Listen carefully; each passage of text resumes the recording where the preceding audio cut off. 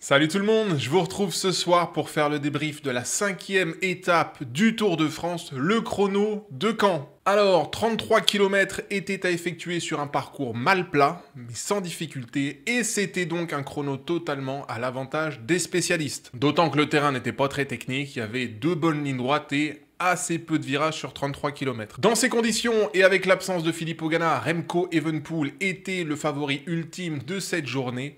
Et côté général, le maillot jaune de Van Der Poel était en danger. La menace ne venait pas de Remco Evenepoel pointé à 58 secondes du néerlandais, mais bien de Pogačar et Vingegaard, puisque Poga était ce matin dans le même temps que Van Der Poel et Vingegaard à 8 secondes de ce duo. Voilà, donc ça, c'était pour l'intro que j'ai écrit hier soir après l'étape, et ben ce soir, au terme de ce chrono, vous pouvez prendre l'intro que j'ai écrite hier, vous la foutez en boule et vous la jetez à la poubelle. Parce que même si Remco aura performé comme attendu, pour le reste, c'était tout de même plutôt inattendu et assez surprenant en vérité. Donc, on va commencer par se faire et le classement d'étape et le classement général ensemble, et après on débriefera un petit peu les performances des uns et des autres. Et on reviendra notamment sur le trio magique, Remco Evenepoel, Tadej Pogačar et Jonas Vingegaard. Ouais, il faut qu'on parle de Vingegaard au terme de ce chrono. J'aurai également un petit mot pour nos coureurs français, plus particulièrement Kevin Vauquelin et Bruno Armirail, qui auront réalisé aujourd'hui une très très belle performance et qui nous auront fait extrêmement plaisir. Allez, on se fait le classement d'étape, on va se faire le top 20. Attachez vos ceintures, attention les yeux, les écarts sont astronomique. Remco Evenepoel remporte cette 5e étape à Caen. Jusque-là, pas de surprise. Derrière le Belge, on va retrouver Tadej Pogačar à 16 secondes. Excellent chrono de Pogačar, on va y revenir après. Et après, c'est un peu curieux. Eduardo Affini est 3e à 33 secondes. Bruno Armirail 4e à 35 secondes. Ces deux coureurs-là auront profité de conditions météorologiques plutôt favorables. J'y reviendrai après. Quoique pour Bruno, c'était pas vraiment favorable. Lui, il était sur la route lorsque le vent a commencé à se lever. Kevin Vauquelin est 5e à 49 secondes. 2 Français dans les 5 premiers. Ça, c'est super. Florian Lipovic est 6e à 55 secondes. Très bonne performance du coureur allemand, bien mieux qu'hier. Ivan Romeo est 7e à 1,02. Joao Almeida 8 à 1,14. Un poil déçu par Almeida, même si aujourd'hui c'était pas nécessairement un chrono qui lui convenait. Luc Plaple est 9e à 1,17. Lui aura profité de très bonnes conditions puisqu'il est parti assez tôt dans la journée. Pablo Castrillo est 10e à 1,18. Alors, premier constat déjà dans ce top 10, c'est de voir que Jonas Vingegaard n'est pas là. On va y arriver. Jorgenson est 11e à 1,19. Primoz Roglic 12e à 1,19. Primoz Roglic qui aura très bien terminé par ailleurs. Il était parti assez discrètement, était très en retard sur les premières inters. Et il aura su accélérer dans les 2 dernières parties pour finir même devant Jonas Vingegaard. Et on y vient, parce que Jonas Vingegaard n'est que 13e de ce chrono à 1,21 de Remco Evenepoel. Comme quoi, lorsqu'hier Remco a dit « moi je peux aller chercher le maillot jaune », c'était pas complètement déconnant. Parce que si Pogačar avait été dans la même allure que Vingegaard, ce soir on aurait eu Remco Evenepoel en jaune. Tobias Foss est 14e à 1,25, Oliveira 15e à 1,37, Nils Politt 16 à 1,37 également, Raúl Garcia Pierna 17 à 1,38. On a Mathieu Van Der Poel qui termine 18e de ce chrono à 1,44. Il dit très logiquement adieu au maillot jaune, même si je pense qu'aujourd'hui il n'aura pas fait le chrono à fond. Je pense que... On va y parler tout de suite de Van Der Poel parce que j'y reviendrai pas après dans la vidéo. Je pense qu'il savait pertinemment qu'il ne pouvait pas tenir son maillot jaune aujourd'hui et que donc il a fait ce chrono un petit peu en dedans pour garder un petit peu de jus pour les étapes de demain et de vendredi qui lui conviendront très bien. Dans les 20, ça nous fait donc 8 favoris sur les 15 que j'avais cités au départ de ce Tour de France. Evenepoel, Pogačar, Lipovic, Almeida, Jorgenson, Roglic, Vingegaard, Skjelmose. Si on met les écarts de côté, c'était ceux qui étaient attendus pour faire une bonne performance aujourd'hui. Et les 7 manquants, ce sont donc Ben O'Connor qui termine à 1,47 aux portes du top 20. Oscar Hindley qui perd 2,02. Moins bien qu'hier, Oscar Hindley, mais en même temps, le chrono, c'est pas encore quelque chose dans lequel il brille particulièrement. Carlos Rodriguez aura pris 2,15. Puis après, on a Santiago Buitrago à 2,18. Là, ça commence à déguster, attention. Johannessen à 2,51. Enric Mas 2,57 et Félix Gall 3,04. Hier, j'avais dit qu'Enric Mas et Félix Gall seraient les 2 favoris qui perdraient le plus de temps sur ce chrono. Je voyais le débours sur Remco autour de 2 minutes. Eh ben, j'aurais pu rajouter une minute supplémentaire, parce que perdre 3 minutes sur 33 km, c'est très conséquent. Ça fait près d'une minute sur tranche de 10 bornes. Ça nous fait donc 6 secondes au kilomètre. Oh, Enric Mas, Félix Gall. 3 minutes, c'était fort. Et je vais regarder Guillaume Martin. Ah, Guillaume. C'est notre seul Français qui joue véritablement le classement général. 3,52 aujourd'hui sur Evenepoel. Guillaume Martin a perdu près de 4 minutes sur Remco et Pogacar. Ouais, c'était clairement un chrono de spécialiste. Bon, après le classement d'étape, on va tout de suite se faire le classement général avant de rentrer un petit peu plus dans le détail des performances des uns et des autres. Je vais mettre le top 20 du classement général. Les 20, ça me va très bien parce que de mes 15 favoris au départ de ce tour, ils sont tous dans les 20 du général, sans exception. Ils sont même dans les 18 du général. Donc je me permets de flex un tout petit peu quant à mes favoris au départ de ce Tour de France. Qui fait exception dans les 18 là?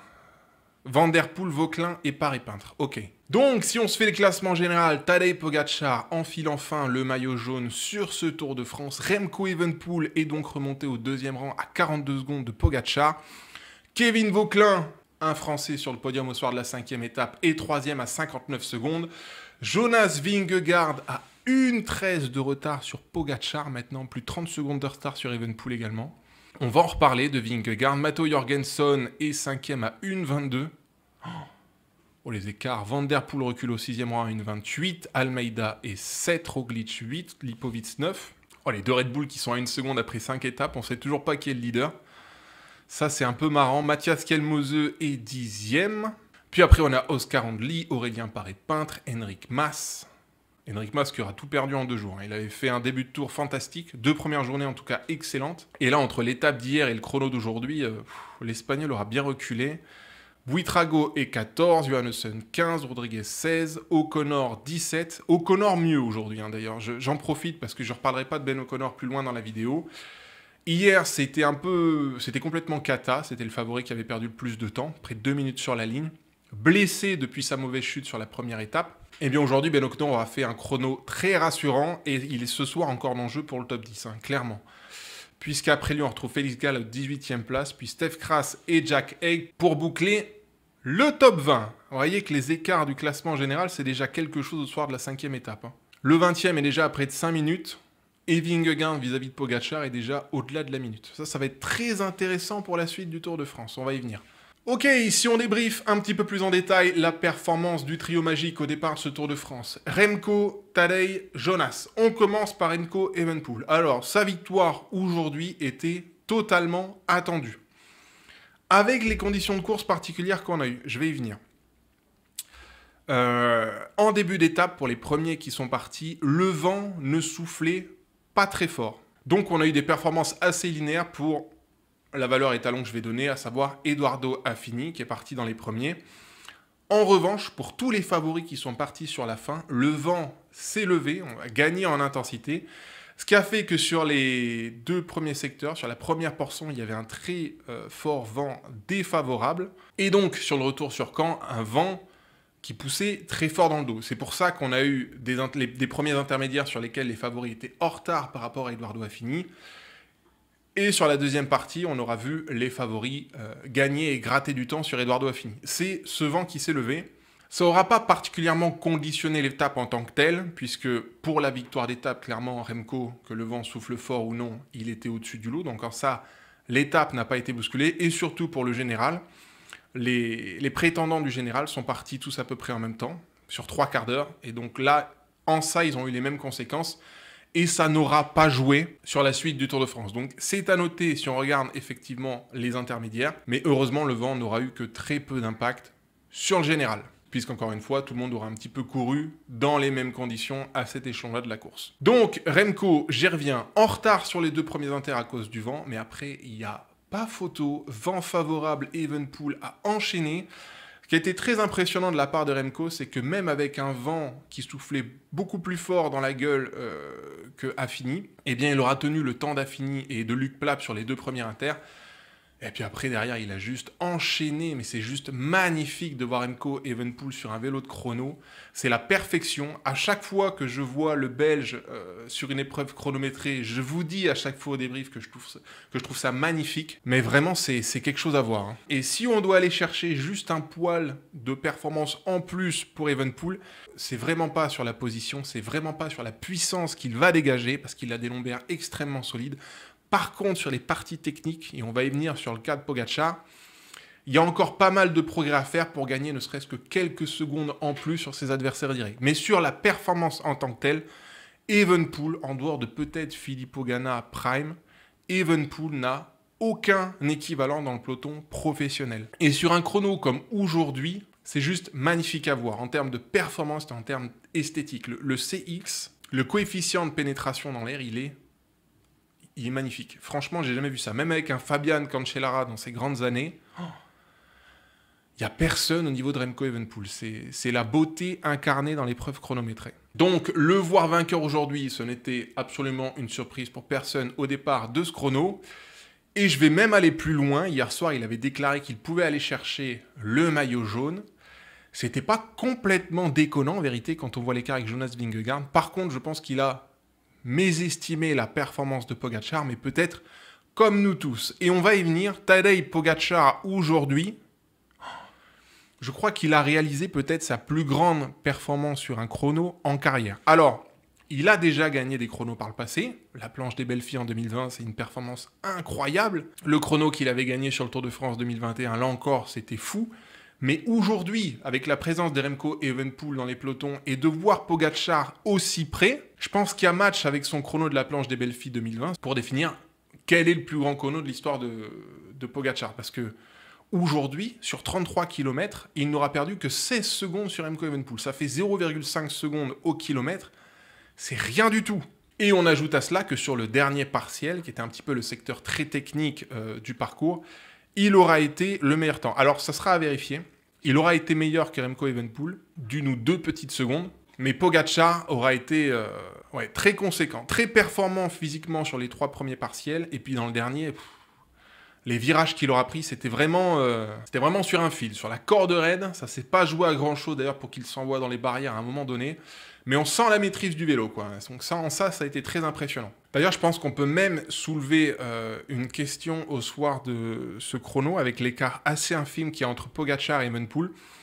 On sait que Remco Evenepoel est un petit peu et carrément au-dessus du lot dans les épreuves chronométrées aussi parce qu'il a un CX et un coefficient de pénétration dans l'air qui est sans équivalent dans le peloton. Alors, c'est pas les mêmes morphologies avec Pogacar, mais imaginez que Pogacar ait eu aujourd'hui le même CX que Remco Evenepoel. Je pense que Pogacar aurait remporté le chrono. Voilà, donc ça veut dire beaucoup sur la performance physique de Pogacar et ça veut surtout dire beaucoup sur la condition qu'a le Slovène là sur ce Tour de France actuellement. Hier, je disais effectivement que Vingegaard avait assez impressionné dans la roue de Pogacar. Mais aujourd'hui, Pogacar aura peut-être un petit peu balayé en partie les questions d'hier, à savoir, est-ce que Vingegaard est revenu au niveau de Pogacar ? Ah bah là, honnêtement, après les chronos, je ne sais plus trop quoi penser. Et on va y venir, on va parler tout de suite de Jonas Vingegaard. Aujourd'hui, sur 33 km, il aura perdu 1,21 sur Remco Evenepoel et donc 1,05 sur Tadej Pogacar. Et c'est la contre-performance du jour, sans question possible. C'est-à-dire qu'au départ de ce chrono, je voyais Remco Evenepoel l'emporter et je voyais très aisément et Vingegaard et Pogacar à minima dans les 5 et à minima à moins de 40 secondes de Remco Evenepoel. Et au final, Vingo, il a bouffé le double dans les dents. Et pire encore, il est moins fort sur ce chrono que des Roglic, que des Jorgensen, que des Almeida, Lipovic, qu'un Kevin Vauquelin. Ah non, c'est clairement une très grosse contre-performance aujourd'hui de la part de Jonas Vingegaard sur un exercice sur lequel, historiquement, il nous avait bien habitués à bien performer. Alors, je ne veux pas rentrer dans la comparaison avec le chrono du Dauphiné qui avait un petit peu rien à voir. C'était moitié de la distance et il y avait une bosse au milieu. On était en mode préparation du Tour de France, donc il n'y avait pas vraiment quelque chose à en tirer vis-à-vis du Tour. Mais ce soir, c'est très difficile de savoir ce qui a vraiment mis Vingegaard en difficulté à ce point pour qu'il perde autant de temps et sur Evenepoel et sur Pogacar. Donc il faut qu'on soulève des questions ce soir. Est-ce que la contre-performance de Vingegaard vient du vent défavorable dans les 2 premiers secteurs? Ça me paraît un peu gros parce qu'il a eu les mêmes conditions qu'un Pogačar et Evenepoel, et des 3, c'est bien celui qui aura perdu le plus de temps. Est-ce que c'est quelqu'un qui est moins à l'aise sur ce type de chrono? C'est vrai que le chrono lui convenait pas particulièrement, mais Vingegaard, dans les chronos du Tour de France, c'est toujours masterclass sur masterclass. Donc il y a quelque chose qui n'aura pas fonctionné aujourd'hui. Et même si je veux soulever la question du matériel, ça peut être le vélo, ça peut être le casque de Vingegaard qui n'aura pas convenu à ce type de profil, eh bien il se sera fait taper par son coéquipier Jorgenson et pire encore par Edoardo Affini.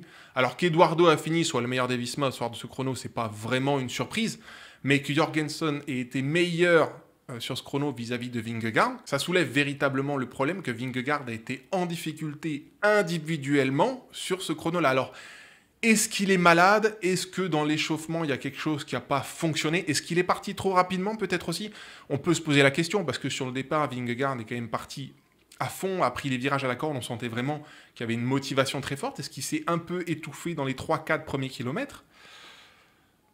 Ça, là encore, j'ai pas l'impression que ce soit ça, parce que dès le premier inter, il est quand même 20 secondes derrière Pogačar. Donc tu sentais déjà, après 8 km d'effort, qu'il allait prendre une douille vis-à-vis et de Pogačar et d'Evenepoel. Donc, assez mystérieux, assez énigmatique de savoir pourquoi Vingegaard n'a pas su bien répondre aujourd'hui. Mais clairement, là, ça va soulever un tas de problématiques pour Visma dans les jours à venir, parce qu'il va falloir trouver le terrain pour aller chercher le temps de débours qu'il y a sur Pogačar aujourd'hui. Alors, je mets un petit peu Evenepoel de côté, parce que je pense que même si Evenepoel est ce soir en avance vis-à-vis du classement général sur Vingegaard, je pense que Vingegaard, sur la condition intrinsèque et sur les qualités intrinsèques, ne devrait pas avoir de difficulté pour passer devant Remco au général. Mais ce soir, au général, ça fait une 13 sur Pogačar. Où est-ce qu'il va pouvoir aller les chercher, hein? Parce que sur la condition, même si c'était pas mal hier, aujourd'hui, c'est un peu la clim côté Visma. Donc, il faudra voir comment ça va dans les jours à venir. Peut-être que Vingegaard est malade. C'est vraiment ce soir le seul truc qui me vient à l'esprit, parce qu'il n'y a rien qui peut expliquer qu'il soit aussi loin. Donc on verra ce que ça donne nécessairement sur l'étape de demain, mais avec ce qu'a montré Vingegaard, je pense que UAE doit chercher à enfoncer le clou demain. On va y venir. Avant ça, j'aimerais avoir un petit mot quand même sur nos coureurs français, plus particulièrement et Kevin Vauquelin et Bruno Armirail. Kevin Vauquelin, 5e de l'étape à 49 secondes d'Evenepoel. Ce soir, 3e du général à 59 secondes de Pogačar. C'est un début de Tour de France remarquable de Kevin Vauquelin. Il était sorti d'un Tour de Suisse sur lequel il avait gagné énormément de confiance. Il y avait là une première semaine du Tour de France qui lui convenait extrêmement bien. Et Kevin Vauquelin, les amis, ne s'est pas planté une seule fois depuis le départ du Tour de France. Il évolue à un niveau exceptionnel.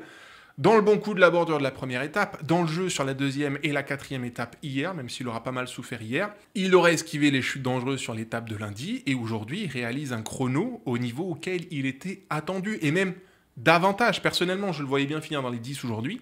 Non, il fait 5e de l'étape et devant Vingegaard. Il colle même plus de 20 secondes à Jonas Vingegaard. Excellente performance de Kevin Vauquelin. Donc en plus, demain, il a un terrain qui lui convient. Vendredi aussi. Non, je pense que Kevin Vauquelin la tient très bien la barre pour être sur le podium encore du Tour au soir de la 9e étape. Après, on verra ce que ça donne sur des parcours plus grimpeurs à partir de la 10e étape. Mais pour l'instant, Kevin Vauquelin, magique, magique. Excellent début de Tour de France, et en toute honnêteté, même si je le voyais faire une très bonne première semaine, il est largement au-dessus des espoirs qu'on pouvait placer en lui, je pense, au départ de ce Tour de France. Et puis enfin, un dernier petit mot sur Bruno Armirail, 4e de l'étape, notre champion de France du chrono, franchement, assume son statut avec classe et puissance. Et puis je vais même mettre la barre un poil plus haut pour Bruno Armirail. Ok, Evenepoel et Pogačar aujourd'hui ont été intouchables, mais contrairement à Edoardo Affini, Bruno Armirail aura souffert du vent de face, lui, tu vois. Edoardo Affini n'a pas eu l'intensité du vent qu'aura eu Bruno Armirail, et on voit bien sur les inters que Bruno est bien en retard sur Edoardo Affini, et qu'il le rattrape dans les derniers secteurs. Alors, c'est vrai que s'il a un fort vent de face comparativement à Edoardo Affini, il a aussi un fort vent d'eau comparativement à Edoardo Affini. Mais mes d'avis ce soir que le 3e meilleur coureur de ce chrono, c'est bien Bruno Armirail, après Remco Evenepoel et Tadej Pogačar. Quoi qu'il en soit, Bruno aujourd'hui, extraordinaire. Très très bien. Notre champion de France du chrono, a de la classe et vient de confirmer que c'est bien lui le meilleur chronomane français, même si Kevin Vauquelin a été excellent. Ok, bon, je pense en avoir terminé avec le débrief de cette étape. C'est toujours un peu difficile de débriefer les chronos. Ok, écoutez, on peut se parler de l'étape de demain. La 6e étape de Bayeux à Vire-Normandie. Alors, il y aura un tout petit peu plus de 200 km à parcourir pour les coureurs. Et attention, 3500 mètres de dénivelé positif seront à digérer pour les coureurs. Alors, au global, ce type de parcours, ça ressemble un petit peu à un Liège-Bastogne-Liège, un mini Liège-Bastogne-Liège. Ça fait vraiment classique ardennaise. Et c'est pour moi, clairement, l'étape la plus dure de cette première semaine du Tour. Si j'omets, bien sûr, la 10e étape du Tour de France qui se courra le lundi 14 juillet. Donc, demain, je pense que l'échappée aura sa chance, la première sur le Tour de France. Et donc, en conséquence, ça devrait beaucoup bagarrer en début d'étape pour intégrer l'échappée. Donc, pour les baroudeurs, il faudra être directement dans l'allure. Mais d'un autre côté, il n'est pas à exclure que le peloton serre de très près les fuyards et cherche même à jouer la victoire d'étape. Et quand je dis ça, je vais surtout penser à la UAE de Pogačar. Aujourd'hui, on a quand même vu que ça a été une très mauvaise journée pour Vingegaard. Il n'a pas été au niveau attendu, ça c'est factuel. Et ce soir, la seule chose qui me vient à l'esprit pour justifier cette contre-performance de Vingegaard, c'est la maladie. Et donc, si Vingegaard est véritablement malade au soir de cette 5e étape, demain, chez UAE, il faut enfoncer le clou. Il faut faire toutes les ascensions à très haut rythme, mettre de l'intensité comme ils l'auront mis sur l'étape d'hier, et voir si Vingegaard répond vraiment aussi bien qu'hier. Donc voilà, je juge que c'est quand même le bon moment pour UAE de continuer à hausser l'intensité de ce Tour de France, et on voit si demain, pour Vingegaard, c'était juste une mauvaise journée aujourd'hui, ou s'il est vraiment en galère. Donc ça c'est vraiment la question à laquelle je ne sais pas répondre ce soir et qui me prend la tête. Je ne sais pas expliquer la contre-performance de Vingegaard aujourd'hui. On verra ce que ça dit dans les interviews, mais voilà, encore une fois, demain, UAE, je pense que c'est le bon moment de voir ce qu'a Vingegaard dans le ventre. Bon, et côté français, pardon, donc les chances de victoire d'étape devraient reposer sur Lenny Martinez, Alex Baudin ou Louis Barret s'il échappait à sa chance. Et si les gars du Général se font la guerre demain, ce qui est tout à fait possible, on suivra bien sûr Kevin Vauquelin et Romain Grégoire qui vont apprécier cette étape. Et qui d'ailleurs auront montré jusqu'ici qu'ils pouvaient lutter à très haut niveau sur ce Tour de France. CF la 2e étape, CF la 4e étape d'hier. Allez, c'en est tout de ce débrief de cette 5e étape. Je vous dis à demain soir pour le débrief de la 6e étape. Très bonne soirée et prenez soin de vous. Bye bye!